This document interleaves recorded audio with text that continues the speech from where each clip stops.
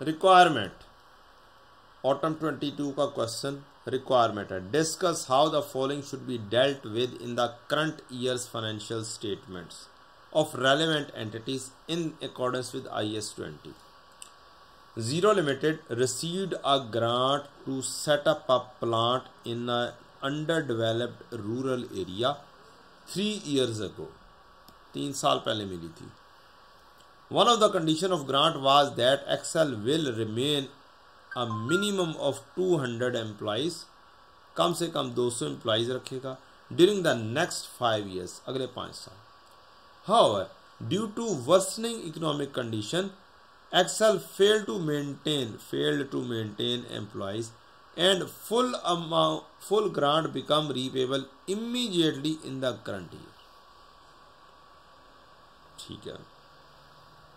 Excel has been presenting the grant and statement of financial position by deducting the grant in arriving at carrying value of the plan. और अब उसने कह दिया है कि discuss करो ना कि जर्नल एंट्रीज पास करो। हमें पता है कि हम कैसे करते हैं।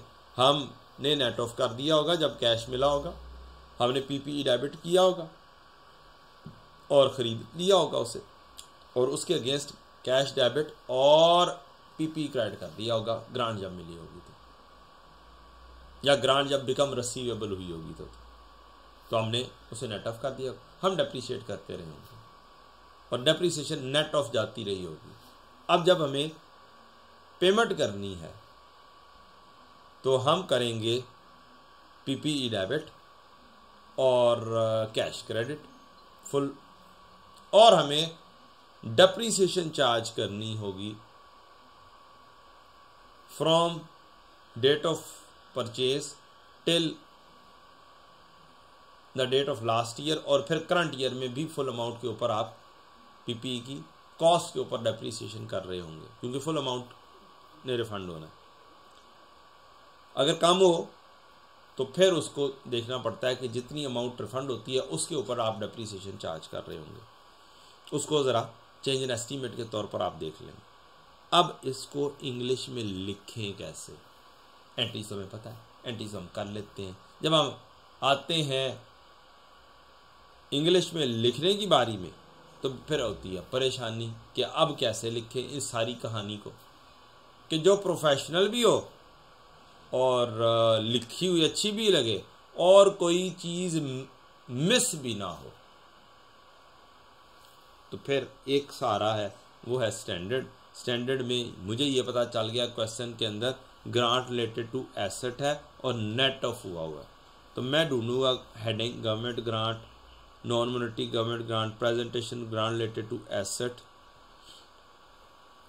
Presentation of grant related to income, repayment of government grant. Oh yes, repayment की कहानी है, तो मुझे एक कहानी मिल गई रीपेमेंट।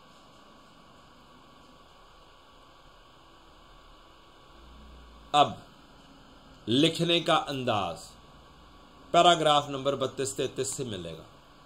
आपका इंग्लिश में लिखेंगे एक्सप्लेनेशन पहले नंबर पर, grant that become repayable shall be, क्योंकि डिस्कस करना ना। अब डिस्कस में एंट्री नहीं हो सकती। डिस्कस के अंदर क्या आनी है? इंग्लिश आनी है, और इंग्लिश लिखनी कैसे है? A government grant that become payable shall be accounted for as a change in accounting estimate, पहली एज पर IAS 8, ये पहली बात लिखेंगे। नंबर 2, अब ग्रांट रिलेटेड टू एसेट है। अब आपने इसमें से सिनेरियो ढूंढना है। Grant related to income shall be applied, ये नहीं है। ग्रांट रिलेटेड टू इनकम तो है नहीं। आप आगे पढ़ते चले जाएंगे और पढ़ेंगे, यहाँ पर पहुँचेंगे और आएगा repayment of grant related to asset shall be recognize by increasing the carrying amount of the asset. अब और रिडक्शन द डेफर्ड इनकम हमारे सिनेरियो में नहीं आ रहा। बस आप इतना सा यहाँ पे लिख के देख के bye increasing the carrying amount of asset, यहाँ पे लगाएंगे फुल स्टॉप, क्योंकि सिनेरियो के अंदर जो बात है वो लिखनी है हमें।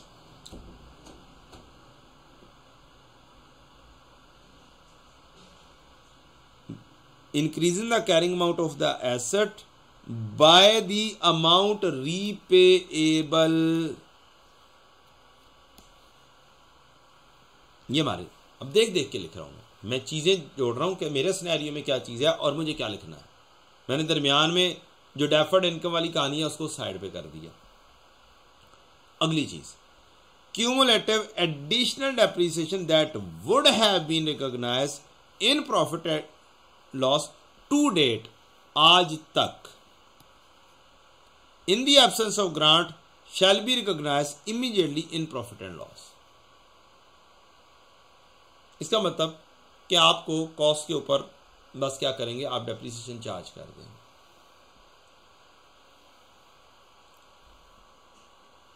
पैरा 33 हो सकता है इसके अंदर से भी कोई चीज लिखनी हो, तो ये आपका ये भी पॉइंट आ गया।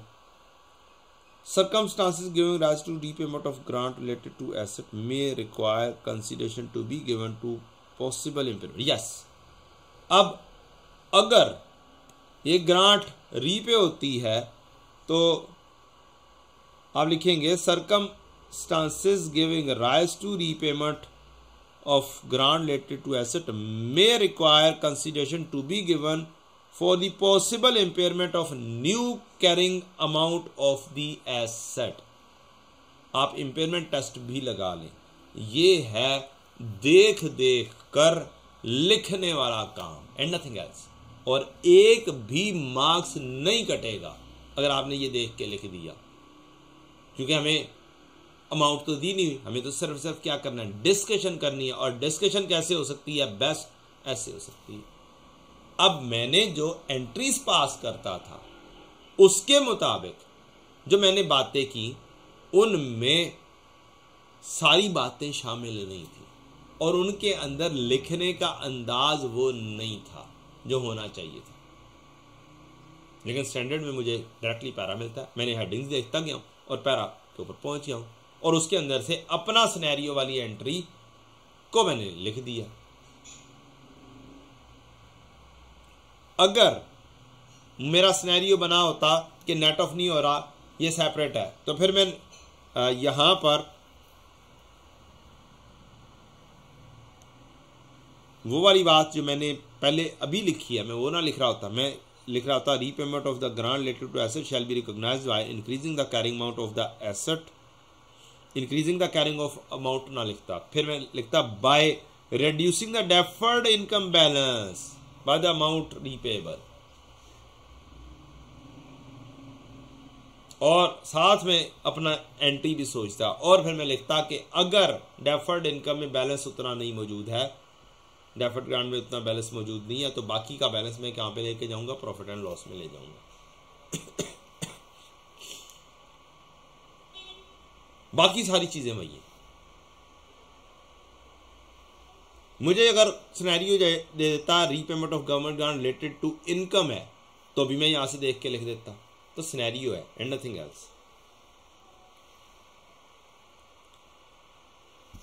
यहां पर क्या किया गया, एग्जामिनर ने क्या आंसर दिया, when grant become repayable it is accounting by change in accounting estimate. मेरा पहले चीज grant was presented as deduction from the grant related asset, its repayment would be recognized by increasing the carrying amount of the asset.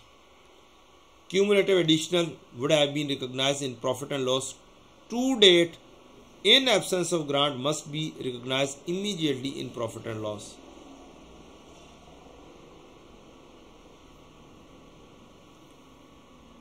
Also, circumstances give rise to repayment of grant related to indicate possible impairment of new carrying amount. अब ये वाली possible impairment वाली कहानी हम routine में भूल जाते हैं क्योंकि रूटीन में एंट्री नहीं आती है इसकी, तो 1 मार्क्स तो ये गया।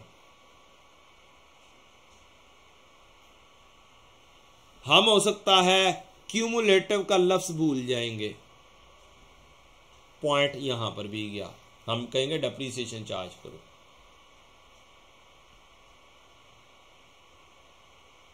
तो इस तरीके से क्या होगा, हमें मार्क्स फुल फ्लेज मिल जाएंगे और आसान मार्क्स लूज करना एक बेवकूफी है।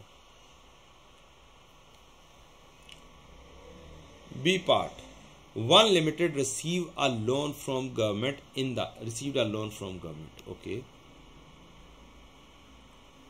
in the current year at an interest rate of 5% per annum. The prevailing market interest rate is 12% per annum. Below market rate. अब इसको तो हम रूटीन में अकाउंटिंग एंट्री के अंदर उस तरीके से लेकर भी नहीं आते हैं। ये तो बात जुबानी किसी ने पढ़ा होता है, किसी ने नहीं पढ़ा होता। जिसने पढ़ा भी हो उसने भी उसकी प्रैक्टिस उस तरह से नहीं की होती। अब 3 मार्क्स आ गए। बिलो मार्केट रेट को क्या करना है? The only condition attach to the loan is that it should be used for acquisition of textile machinery. Sir ये कंडीशन। अब इसको कैसे लिखा जाए?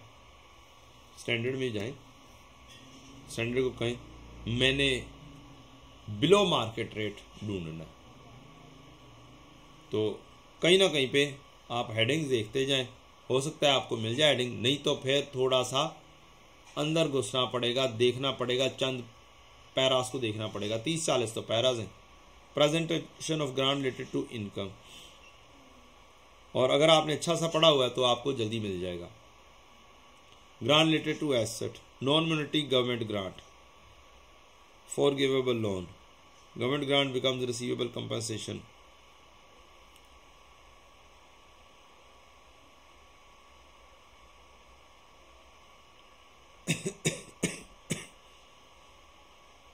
आप चलते चलते आए, पैराग्राफ नंबर 10 के अंदर आपने हाईलाइट किया हुआ था फॉरगिवेबल लोन, क्योंकि आपको हेडिंग नहीं मिली थी। अब उसके अंदर अंदर देखना था। अच्छा, फॉरगिवेबल लोन तो नहीं, हम बिलो मार्केट रेट, उससे अगला पैरा बिलो मार्केट रेट, उसकी भी हेडिंग आपको मिल गई। The benefit of government loan at a below market rate of interest is treated as government grant. The loan shall be recognized and measured in accordance with IFRS 9 financial instrument. ठीक है, उधर उसके मुताबिक होगा। तो हमें ये तो नहीं कहा कि हम कोई उसकी एंट्री पास करें, उसने तो कहा डिस्कशन करो, देख के डिस्कशन होगी। The benefit of the below market rate of interest shall be measured as the difference between initial carrying value. छोड़ दें इसको, कैसे होगा? तो ये दो वाली बातें जो हैं, ये दो बातें ये आप लिख देंगे।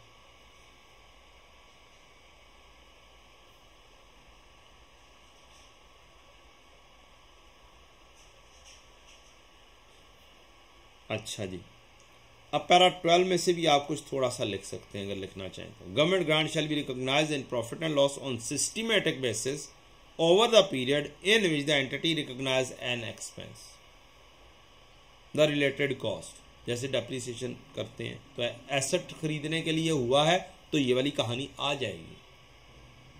आप यहाँ पर ब्रैकेट में डेप्रिसिएशन भी लिख दें। For which the grant are intended to compensate, तो ग्रांट लिखी है तो फिर उसकी कहानी ग्रांट रिलेटेड टू एसेट है, तो ग्रांट रिलेटेड टू एसेट की थोड़ी सी बात आप लिख देंगे।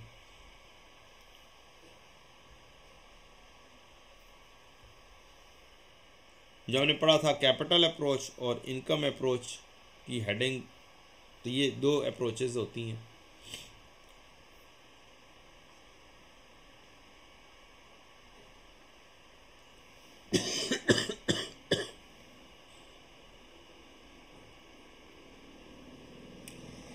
ये है क्या चीज़? कैपिटल अप्रोच और इनकम अप्रोच भी थोड़ी सी मैं यहीं पे डिस्कस कर देता हूँ।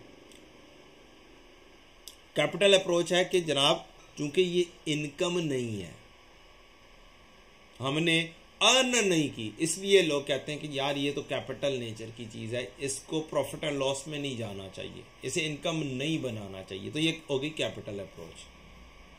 और इनकम अप्रोच है कि जी नहीं, इसको बनाओ, और उसकी सपोर्ट के अंदर दो पैराज हैं 14 और 15। अब सामने आई है तो मैं इसको डिस्कस कर देता हूं, अदरवाइज हमारा क्वेश्चन मुकम्मल हो चुका हुआ है। Government grant are a finance devices should be dealt in statement of financial position, और इसको आउटसाइड प्रॉफिट एंड लॉस लिखना चाहिए। यह भी हो सकता है ये कह रहे हो कि इसे अदर कंप्रीहेंसिव इनकम के तौर पर लेकर जाओ, जो कि ऐसी होती है जो अर्नड उस तरीके से नहीं होती है। आउटसाइड प्रॉफिट एंड लॉस से ये समझ लगती है। और इन प्रॉफिट एंड लॉस से मुराद है कि जस्ट इनकम बना लो, लायबिलिटी से भी इनकम में लेके जाओ या एक्सपेंसेस में नेट ऑफ कर दो। तो अब हम बढ़ते हैं अपने क्वेश्चन की तरफ और आंसर देखते हैं। Benefit of the government loan at below market rate of interest is treated as government grant. The loan shall be recognized and measured as per IFRS 9। अब इसके अंदर government grant should be recorded as difference between the initial carrying amount of the loan and the proceed received.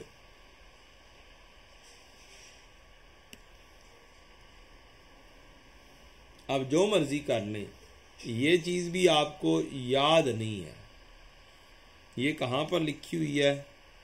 Forgivable loan, forgivable नहीं, below market rate of interest कैसे लिखना है? Might be definition में कहीं पे मिल जाए। Grant related to asset, grant related to income, government assistance.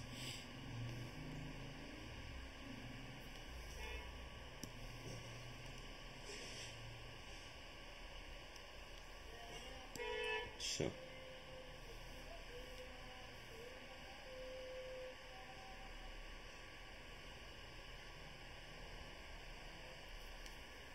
Grant related to asset था, तो ग्रांट रिलेटेड टू एसेट को आपने कैसे लिखना है ये भी आप देख सकते हैं।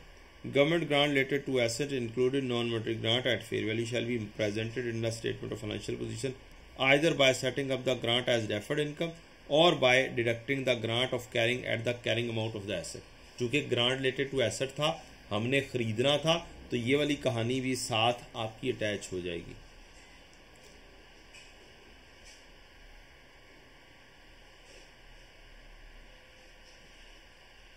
और एक है ये तरीकाकार, one method recognize the grant as deferred income that is recognize in profit and loss on systematic basis. या दो मेथड की बात कर सकते हैं आप। और दूसरा method, the other method deducts the grant in the calculating the carrying amount of the asset. यह अच्छी सी इंग्लिश है जो आपको यूज कर लेनी चाहिए। ग्रांट रिलेटेड टू एसेट आ जाए, उसकी प्रेजेंटेशन कैसे करनी है। अब ये वाली इंग्लिश मेरे मुताबिक स्टूडेंट को ना याद होगी, ना ही लिखने का तरीका आता होगा। तो उसका तरीकाकार ये है, ग्रांट रिलेटेड टू एसेट आए तो उसकी प्रेजेंटेशन यहाँ पर से देख कर लिख दो कि आपको कैसे प्रेजेंट करना है, क्या लिखना है। तो ये दो पैराज हैं, 24, 26, 27।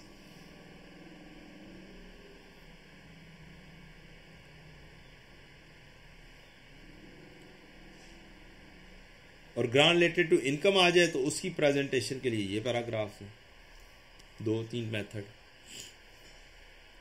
रीपेमेंट की हमने भी देख ली चीज क्वेश्चन के अंदर ही।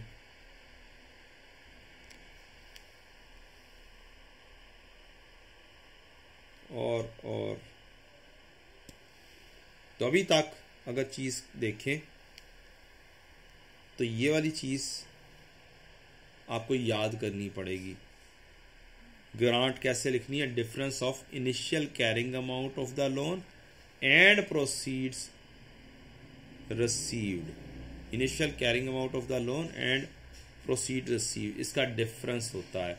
जो मैंने आपको बताया कि proceed receive minus fair value of loan, ये भी हो सकता है। यही पढ़ा था हमने।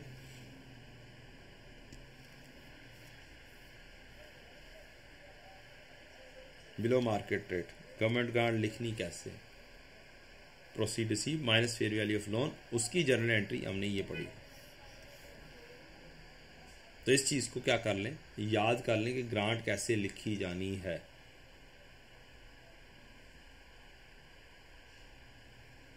आइए ये आ गया नीचे।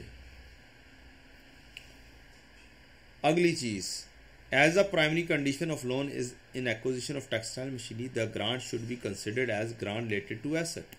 ठीक है जी, बड़ी मेहरबानी। यस, ये लिखा जाना चाहिए, मशीनरी से रिलेटेड है तो grant related to asset and should be recognized in over the life of the machinery on the systematic basis. Grant may be presented in statement of financial position by setting up the grant as deferred income और by deducting in the carrying amount. अच्छा, अब standard में जैसे मैंने guide किया तो आपने एक हिसाब से ये वाला पॉइंट लिख दिया देख के, ठीक। आप ये लिखना भूल गए क्योंकि ये सामने नहीं था। दूसरा मैंने कहा ग्रांट रिलेटेड टू एसेट है तो प्रेजेंटेशन उसकी लिख दो, तो आपने ये भी लिख दिया। तो फिर इसको डिसाइड तो आपने इसके ज़रिए किया कि चूंकि ये ग्रांट मशीनरी से रिलेटेड है लिहाजा ग्रांट रिलेटेड टू एसेट है, तो कोई ना कोई टेक्सटाइल मशीनरी का जिक्र करना पड़ेगा कि आप उसे ग्रांट रिलेटेड टू एसेट बताएं कि ये ग्रांट रिलेटेड टू एसेट बनती है। तो ये आपके क्या हो गए, चंद पैरा हो गए।